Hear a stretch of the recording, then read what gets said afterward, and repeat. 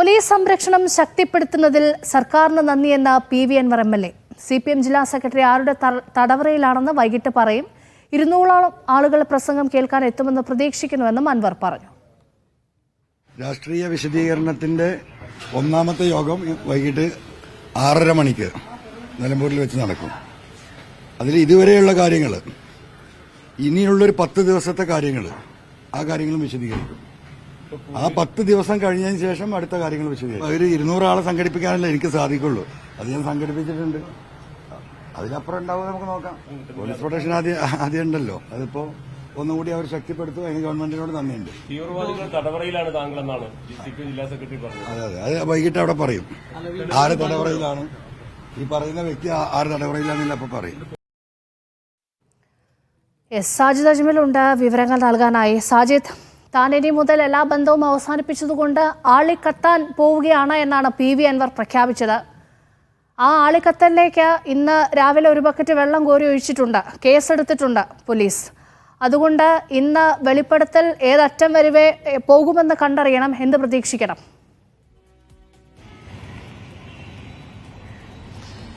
രേഷ്മ, സർക്കാർ കോരി ഒഴിച്ചത് ഈ വെള്ളമാണോ പെട്രോളാണോ എന്നുള്ളത് ഇന്ന് അറിയാൻ കഴിയും. കാരണം ഇത്രയും ദിവസം അദ്ദേഹം മാധ്യമങ്ങളോടാണ് സംസാരിച്ചിരുന്നത്. ഇന്ന് മുതൽ പൊതുസമൂഹത്തിലേക്ക് ഇറങ്ങുകയാണ്. ഞാൻ നിൽക്കുന്നത് അദ്ദേഹം ഈ വിശദീകരണ യോഗം വിളിച്ചു ചേർക്കുന്ന നിലമ്പൂർ ചന്തക്കുന്ന് ബസ് സ്റ്റാൻഡിന് സമീപത്തുള്ള ഒരു മൈതാനത്താണ്. ഒരു ചെറിയ മൈതാനമാണ്. പരമാവധി ഒരു 400 പേർക്കൊക്കെയാണ് ഇവിടെ ഇരിക്കാൻ കഴിയുക. ഈ CPM തന്നെ അധികം ആളുകൾ പങ്കെടുക്കും എന്ന് കണക്കാക്കുന്നുണ്ട്. ഇതിന് പ്രധാനപ്പെട്ട കാരണം ഇന്നലെ ഈ CPM-ന്റെ ജില്ലാ സെക്രട്ടറി വിളിച്ചു ചേർത്ത വാർത്താ സമ്മേളനത്തിൽ പറയുന്നുണ്ട്, തങ്ങൾ ആരോടും ഈ പൊതു വിശദീകരണ യോഗത്തിൽ പങ്കെടുക്കണമെന്നോ പങ്കെടുക്കരുതെന്നോ നിർദ്ദേശം നൽകിയിട്ടില്ല എന്നുള്ളതാണ്. പക്ഷേ ഈ ഒരു കാരണവശാലും ഒരു CPM-ന്റെ പ്രവർത്തകനും ഈ പൊതുയോഗം നടക്കുന്നതിന് സമീപത്തുണ്ടാവരുത് എന്ന കർശന നിർദ്ദേശം നൽകിയിട്ടുണ്ട്. അങ്ങനെ ഉണ്ടെങ്കിൽ അച്ചടക്ക നടപടി എടുക്കും എന്നാണ് പറഞ്ഞിട്ടുള്ളത്. ഈ കുറച്ച് CPM പ്രവർത്തകരെങ്കിലും തന്നോടൊപ്പം ഉണ്ടാകുമെന്ന് അൻവർ കണക്ക് കൂട്ടുന്നു. ഈ മരുതയിലെ മുൻ ലോക്കൽ സെക്രട്ടറി ഈ പരസ്യമായി തന്നെ ഫേസ്ബുക്ക് പോസ്റ്റ് ഇട്ടുകൊണ്ട് അൻവറിന് പിന്തുണ അർപ്പിച്ചിട്ടുണ്ട്. ഈ രീതിയിൽ ഉള്ള കുറച്ച് പ്രവർത്തകർ ഉണ്ടാകും. ഇത് കൂടാതെ ഈ സാമൂഹ്യ മാധ്യമങ്ങളിലും മറ്റും അൻവറിന് വലിയ പിന്തുണയാണ് ഉള്ളത്.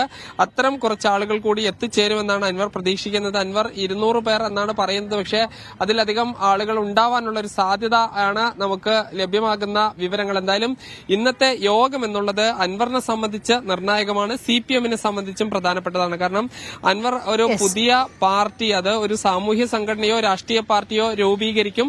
അതിനുള്ള സാധ്യതകളാണ്. ഇന്ന് എത്രത്തോളം ആളുകൾ എത്തുന്നു എന്നുള്ളതിനനുസരിച്ചായിരിക്കും. അതോടൊപ്പം തന്നെ ഈ CPM-നെ സംബന്ധിച്ചിടത്തോളം പാർട്ടി അണികൾ ഉൾപ്പെടെ ഇങ്ങോട്ട് എത്തുകയാണെങ്കിൽ അത് വലിയൊരു തിരിച്ചടിയാണ് എന്നുള്ളതിൽ സംശയമില്ല. കാരണം ഇനി തദ്ദേശ തെരഞ്ഞെടുപ്പിനെല്ലാം തന്നെ കുറച്ച് കാലം മാത്രമാണ് ഉള്ളത്. അതോടൊപ്പം ഈ അൻവറിന്റെ വീടിന് സമീപത്ത് ഈ പോലീസ് പിക്കറ്റിംഗ് ആരംഭിച്ചിട്ടുണ്ട്. ഈ പോലീസ് 3 പോലീസ് ഉദ്യോഗസ്ഥർ സ്ഥിരം അവിടെ ഉണ്ടാവണമെന്നാണ് ഈ SP നിർദ്ദേശം നൽകിയിട്ടുള്ളത്. ആ രീതിയിൽ തുടരും രേഷ്മ. അതോടൊപ്പം തന്നെ ഈ ഫ്ലക്സ് യുദ്ധം ഇന്നും കൂടുതൽ ശക്തമായി തന്നെ ഉണ്ട്. അൻവറിന് പിന്തുണ അർപ്പിച്ച് പല ഭാഗത്തും ഫ്ലക്സുകൾ ഉയർന്നു കഴിഞ്ഞിട്ടുണ്ട്. അതായത് സാജിദ്, ഇന്നിപ്പോൾ ഈ CPM-ന്റെ മലപ്പുറം ജില്ലാ സെക്രട്ടറി ഒരു അഭിമുഖത്തിൽ പറയുന്നത് കേട്ടത്, പൊതുയോഗമല്ലേ, അവിടെ ആർക്കും പങ്കെടുക്കാമല്ലോ, പങ്കെടുക്കരുതെന്നോ പങ്കെടുക്കണമെന്നോ ഒരു പരസ്യമായ കർശന നിർദ്ദേശം ആർക്കും നൽകിയിട്ടില്ല എന്നുള്ളതാണ്.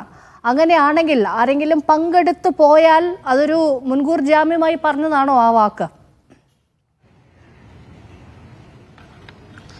രേഷ്മ, നമുക്ക് CPM-ന്റെ സംഘടനാ സംവിധാനം അറിയും. പാർട്ടി ശത്രുക്കൾക്കെതിരെ ഒരു നിലപാട് സ്വീകരിച്ചു കഴിഞ്ഞാൽ അത് ശക്തമായി എല്ലാവരും മുന്നോട്ട് കൊണ്ടുപോകണം. കാരണം അൻവറിനെതിരെ ഈ ഓരോ ഏരിയ കമ്മിറ്റികളും മലപ്പുറം ജില്ലയിൽ പ്രതിഷേധ പ്രകടനം നടത്തിയിരുന്നു.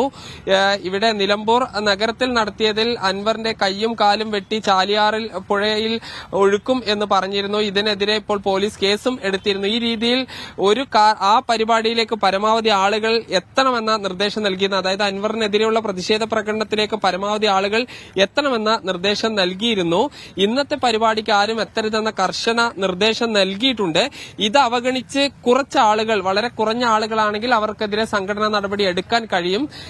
ഒരുപാട് ആളുകൾ ആ രീതിയിൽ വരികയാണെങ്കിൽ അതിനെ പാർട്ടി ഏത് രീതിയിൽ തരണം ചെയ്യും, ഏത് രീതിയിൽ മാനേജ് ചെയ്യും എന്നുള്ളത് വളരെ പ്രധാനപ്പെട്ടതാണ്. അതിൽ CPM ജില്ലാ നേതൃത്വത്തിന് ഇതിലൊരു ആശയക്കുഴപ്പമുണ്ട്. ഏത് രീതിയിലായിരിക്കും പാർട്ടി നിർദ്ദേശം പരിഗണിച്ചുകൊണ്ട് ആളുകൾ പൂർണ്ണമായി ഇതിൽ നിന്ന് പ്രവർത്തകർ വിട്ടുനിൽക്കുമെന്നാണ് പ്രതീക്ഷിക്കുന്നത്.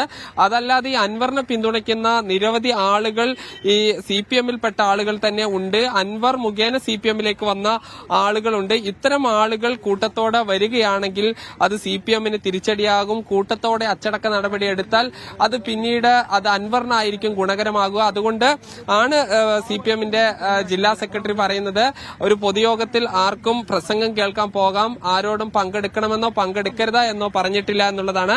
അൻവർ ഈ പാർട്ടിയുമായുള്ള ബന്ധം വിട്ടതിന് ശേഷമുള്ള ആദ്യ പൊതുയോഗമാണ്. അത് അദ്ദേഹത്തെ സംബന്ധിച്ചിടത്തോളം ഒരു പുതിയ പാർട്ടി രൂപീകരിക്കുന്നതിന് മുന്നോടിയായുള്ള ഒരു ശക്തി പ്രകടനമാണ്. അതിൽ ഒരാൾ കുറയുകയാണെങ്കിൽ അതും വളരെ പ്രധാനപ്പെട്ടതാണ്, ഒരാൾ കൂടുകയാണെങ്കിൽ അതും വളരെ പ്രധാനപ്പെട്ടതാണ്.